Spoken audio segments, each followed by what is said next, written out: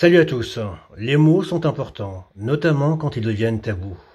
Et vous savez qu'il y a en ce moment des mots qui sont proscrits, qui sont interdits par le pouvoir et le lobby israélien en France. Des mots comme génocide, apartheid, nettoyage ethnique, colonisation, ce sont des mots qui sont bannis, non seulement par des ministres du gouvernement, comme Aurore Berger, mais de manière générale par tous les protagonistes, les agents, les relais, les complices du lobby israélien en France.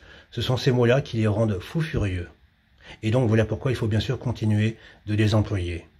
Mais il y a un mot, moi, que j'aimerais voir émerger de plus en plus dans le débat public. C'est le mot de affameur, les affameurs de Gaza. Ce terme affameur est apparu sous la Révolution française, sous la plume du journaliste et député Marat, en 1791. Ce mot-là décrit parfaitement la situation actuelle. Il y a aujourd'hui des affameurs de la population palestinienne de Gaza.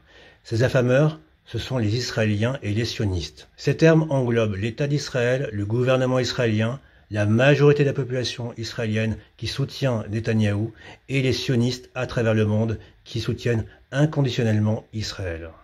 Et parmi ces affameurs de Gaza, ces gens qui contribuent à la famine actuelle qui touche, qui ravage la population palestinienne de Gaza, nous avons en France Arthur, l'animateur producteur Arthur, Jacques Essebag, 59 ans, un homme qui a fait fortune grâce à la France, un homme qui est venu en France à l'âge de 1 an depuis son Maroc natal pour faire fortune dans la télévision française.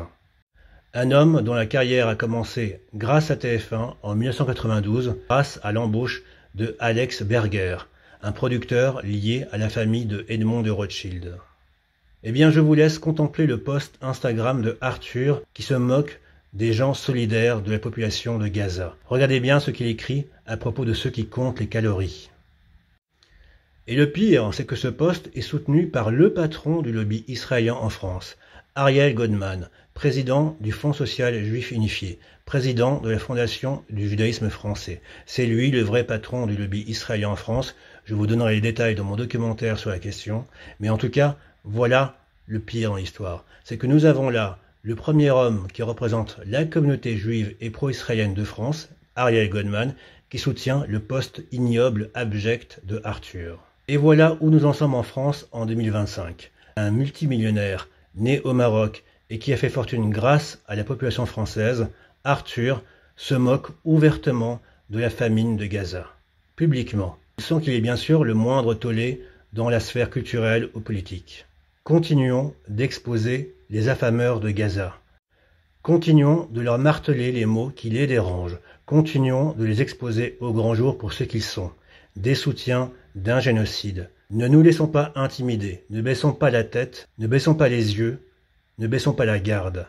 Nous devons faire front, légalement, pacifiquement, mais ouvertement, car ces gens-là tentent actuellement de nous faire censurer, de nous faire condamner, de nous diaboliser, de nous mettre hors circuit du débat politique et médiatique. Voilà pourquoi il est important, plus que jamais, de lever la tête. À bientôt. Ciao.